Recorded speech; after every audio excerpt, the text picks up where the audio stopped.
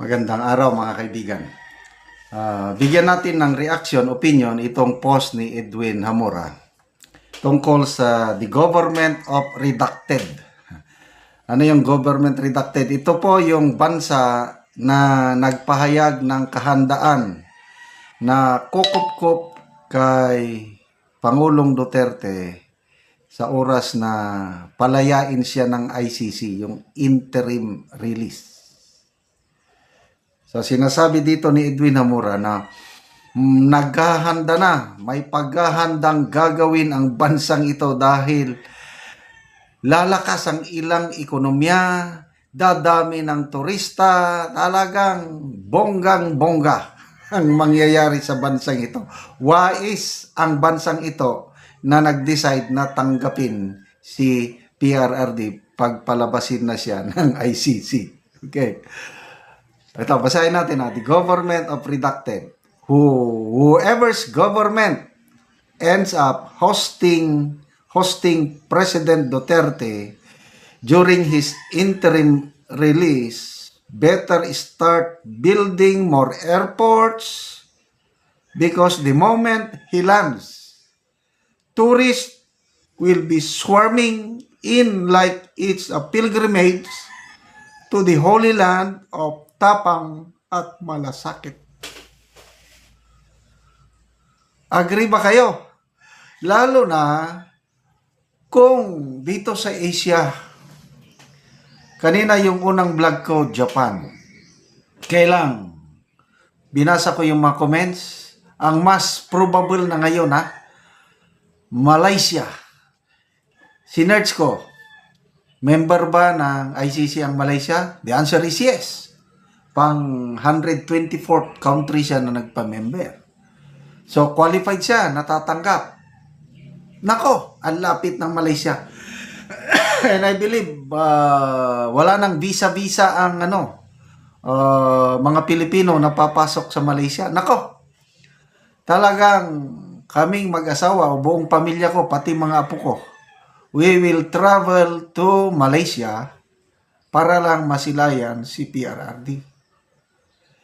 Kung sa The Hague, Netherlands ngayon, hindi mo pwedeng makausap, makita si PRRD. Ang ating kababayang OFWs araw-araw nagtitiis, nagsasakripisyo para lang ipakita ang suporta sa minamahal nilang Tatay Digong. How much more kung makalabas si PRRD? Pupunta siya sa isang bansa na pwede mo siyang ma-meet and greet. Sa The Hague, Netherlands, istandi lang ang makikita mo doon. Magpapapicture sa istandi. Ito na kaya makakalabas siya, malaya, although hindi sa ating bansa, okay lang muna. Malaysia o ASEAN country, nako, pagka wais ang bansang ito dahil ito sabi niyo, tourists will be swarming in like it's a pilgrimage to the Holy Land of Tapang at Malasakit. Expect their tourism revenues to skyrocket faster than a TikTok trend. By the way, itong si Edwin Hamora, ang pagkakilala ko, accountant ito. Businessman ito, kaya nakikita niya na, which I agree. Tourism revenues to skyrocket faster than a TikTok trend.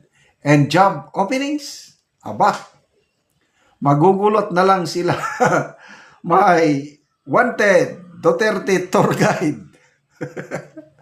sa every corner. Even local street vendors will be selling Duterte keychains next to the Eiffel Tower replica kahit nasa Africa sila. Hosting him isn't just humanitarian. It's the best economic stimulus package they never saw coming. Okay. Ang economy ng The Hague, Netherlands, grabing umusbong. Ang mga hotel, palaging nakabook. Ang mga airlines, palaging ganon din, fully book. So, magiging malungkot ang Netherlands pag alis ni Tatay Digong doon.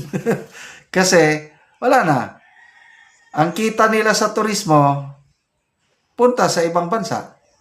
Punta sa bansa na may pagmamahal kay Tatay Digong. So, ang galing ng bansang ito, ano? Kailan kaya natin malalaman? Mapapahiya yung Tourism Secretary ng Pinas. Che! Okay. Gaano kalaki ang chances na makakalabas si Tatay Digong?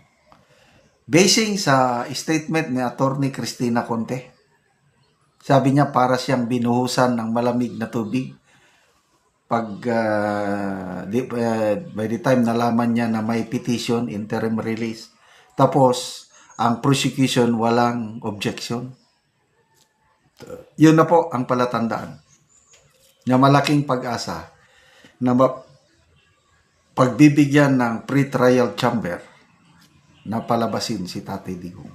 Kasi may willing, ito yung two key factors. May host country na kukup-kup sa kanya.